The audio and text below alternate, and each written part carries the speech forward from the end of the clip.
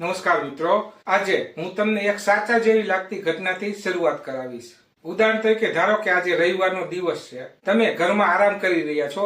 અચાનક તમારો એક નજીકનો મિત્ર ફોન કરે છે, અરે યાર એક તાત્કાલિક કામ છે, 2-3 કલાક માટે તારી કાર આપને ખૂબ જરૂરી છે. તમારું મન કહે આપવી જોઈએ, મિત્ર છે, મુશ્કેલીમાં છે, પણ અંદરથી એક અવાજ આવે કે જો કંઈ થઈ ગયું તો. મિત્રો, આજ છે આપણા આજના વિડીયોનો વિષય.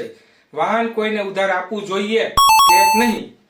આ વિડીયો આખો જુઓ, કારણ કે અંત સુધીમાં હું તમને એક એવો મુદ્દો કહીશ કે જે તમે કદાચ ક્યારેય વિચાર્યો પણ નહીં હોય. સૌથી પહેલા વાત કરીએ લાગણીઓની. આપણે ગુજરાતીઓ સહાય ભાવમાં આગળ છીએ. સગા સંબંધી કે મિત્ર મુશ્કેલીમાં હોય તો આપણે તરત મદદ કરવા માટે તૈયાર થઈ જઈએ છીએ. કાર હોય તો ખાસ કરીને લોકો માને છે કે 2-4 કલાકની તો વાત છે, પણ કાર માત્ર ચાવી નથી. કાર એટલે જવાબદારી, કાર એટલે કાયદો, કાર એટલે જોખમ. હવે કાયદાની વાત કરીએ. ભારતમાં નિયમ એવો છે કે ગાડીના માલિક તરીકે પ્રાથમિક જવાબદારી તમારી ગણાય. જો તમારી કારથી અકસ્માત થાય, ભલે તમે ગાડી ચલાવી રહ્યા હો કે ન હો, પોલીસ પહેલા તમને શોધશે. જો કોઈ વ્યક્તિને ઈજા થાય કે ગંભીર અકસ્માત બને તો FIR માં કારનો નંબર હશે, અને કારનો નંબર એટલે સીધો માલિક. ઘણા લોકો કહે છે અરે ઇન્સ્યોરન્સ છે ને, પણ શું તમે ક્યારેય તમારી પોલિસી પૂરી વાંચી છે? ઘણી પોલિસીમાં ઓન ડ્રાઈવર કવર હોય છે, એટલે કે માલિક ગાડી ચલાવે ત્યારે સંપૂર્ણ કવર. જો બીજો વ્યક્તિ ચલાવે અને તેની પાસે યોગ્ય લાયસન્સ ન હોય તો ઇન્સ્યોરન્સ કંપની ક્લેમ નકારી શકે. હવે વિચાર કરો, જો અકસ્માતમાં લાખો રૂપિયાનું નુકસાન થાય તો એક ક્ષણમાં તમારી વર્ષોની મહેનત જોખમમાં આવી શકે. હવે એક બીજી પરિસ્થિતિ વિચારો. તમારા મિત્રએ ગાડી લીધી, રસ્તામાં સ્પીડ વધારે હતી, કેમેરાએ ફોટો લીધો, 2 અઠવાડિયા પછી તમારા ઘરે ચલાણ આવ્યું. તમે કહેશો કે મેં તો ગાડી ચલાવી ન હતી, પણ પુરાવો કોણ આપશે? કાયદો લાગણીથી નહીં, પુરાવા અને દસ્તાવેજોથી ચાલે છે. હવે સૌથી ગંભીર મુદ્દો, જો ગાડીનો ઉપયોગ કોઈ ગેરકાયદેસર કામ માટે થાય તો તમે નિર્દોષ હોવા છતાં પોલીસ સ્ટેશનના ચક્કર લગાવવા પડી શકે છે. મિત્રો, આજકાલ ઘણા કેસોમાં જોવા મળે છે કે કાર માલિકે વિશ્વાસમાં આપી અને પછી મુશ્કેલીમાં ફસાઈ ગયો. તો શું કાર ક્યારેય આપવી જ નહીં? એવું નથી. જો વ્યક્તિ નજીકના પરિવારનો સભ્ય છે, નિયમિત અને જવાબદાર ડ્રાઈવર છે, કાયદાનું પાલન કરે છે અને તમારી સામે સ્પષ્ટ વાત કરે છે, તો તમે વિચાર કરી શકો. પણ અહીં કેટલીક સમજદારીની વાતો જરૂરી છે. વાહન આપતા પહેલા હંમેશા ચેક કરો કે વ્યક્તિ પાસે માન્ય ડ્રાઇવિંગ લાયસન્સ છે, તે દારૂ પીને ડ્રાઇવિંગ કરતો નથી ને, તેને રસ્તાના નિયમોનું જ્ઞાન છે ને. કાર આપતા પહેલા તેની હાલતના ફોટા રાખો, ફ્યુલ કેટલું છે તે પણ નક્કી કરો, અને સૌથી મહત્વનું, સ્પષ્ટ કહી દો કે કોઈ ડેમેજ થાય તો જવાબદારી તેમની રહેશે.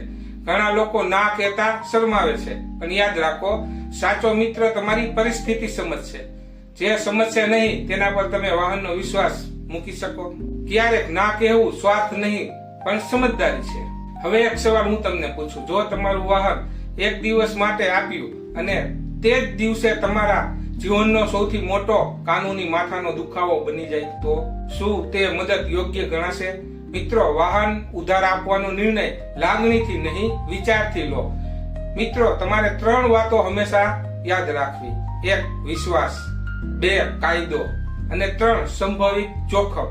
જો આ ત્રણેયમાં તમે સંતોષમાં હો તો આગળ વધો, નહીં તો શાંતિથી કહો હાલ શક્ય નથી. તમારી મહેનતની કમાણીથી લીધેલી કાર કોઈની લાગણી માટે જોખમમાં ન મૂકો. અંતમાં એક વાત, સંબંધો સાચવવા માટે સમજદારી જરૂરી છે, અને કાયદો જાણવો એટલે પોતાને સુરક્ષિત રાખવા. જો તમને આ વિડીયો ગમ્યો હોય અને તમે આવા જ કાયદાકીય અને સમાજ જાગૃતિના વિષયો ઉપર માહિતી ઈચ્છતા હો તો વિડીયોને લાઈક કરો. મિત્રો, એક ખાસ નોંધ, જો તમારા પરિવારમાં, તમારા લોહીના સંબંધમાં કોઈ ગાડી ચલાવે છે તો એક વાત હંમેશા યાદ રાખો, સંતાનો, ભાઈ, બહેન વાહન ચલાવે તો વિચાર કરવાની જરૂર નથી, કેમ કે કોઈ જવાબદારી આવે તો બધા જ એક સાથે હોય છે. મિત્રો, આ વિડીયો એટલા માટે બનાવવો પડ્યો છે, અમારા એક ક્લાયન્ટ રાજકોટમાં રહે છે.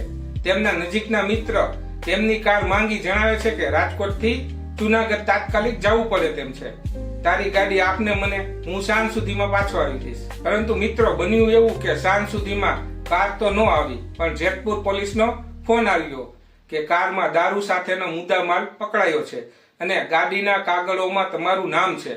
હાલ અમારા ક્લાયન્ટ દર મુદતે રાજકોટથી જેતપુર કોર્ટના ધક્કા ખાઈ રહ્યા છે, કેમ કે તેમનો મિત્ર ભાઈ જુનાગઢનું કહીને દીવ પહોંચી ગયો હતો.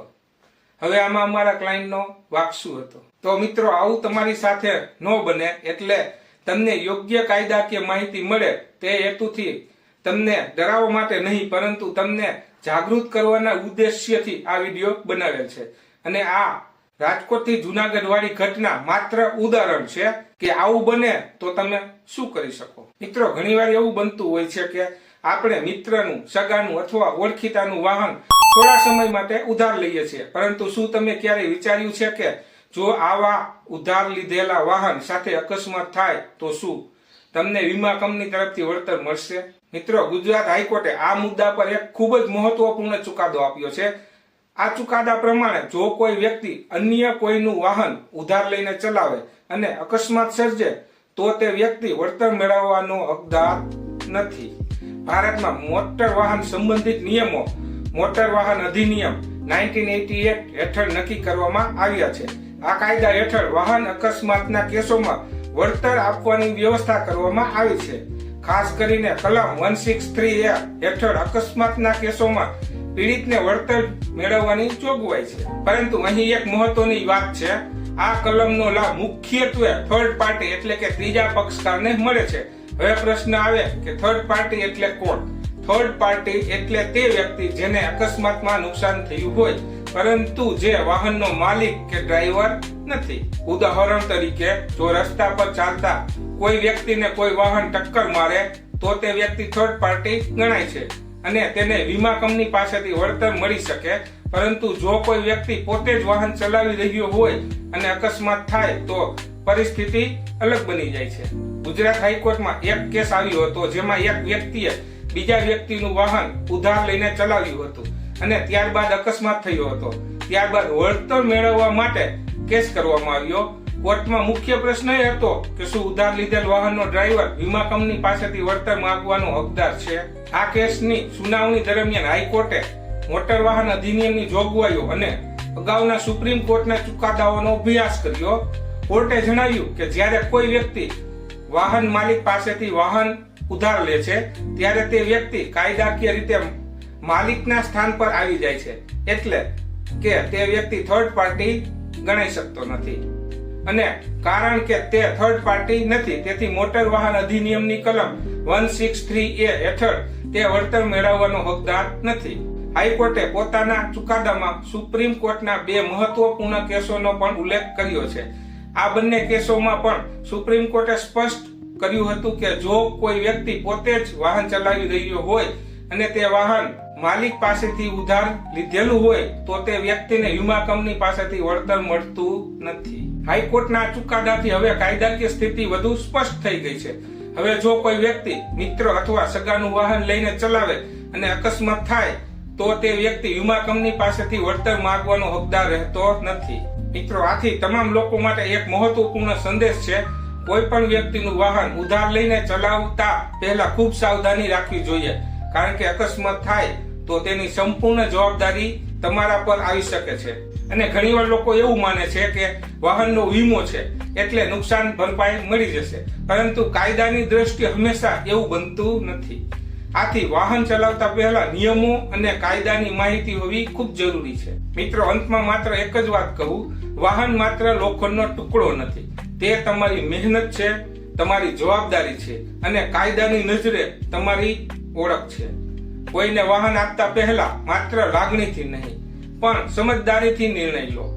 એક ક્ષણની હા ક્યારેક વર્ષો સુધી પસ્તાવો બની શકે છે અને ના કહેવું તે કોઈ ગુનો નથી, પણ બેદરકારી ગુનો પણ બની શકે છે.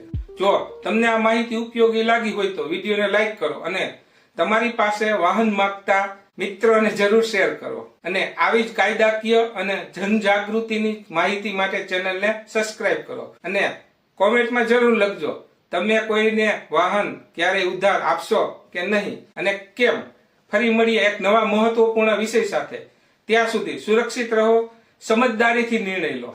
ધન્યવાદ.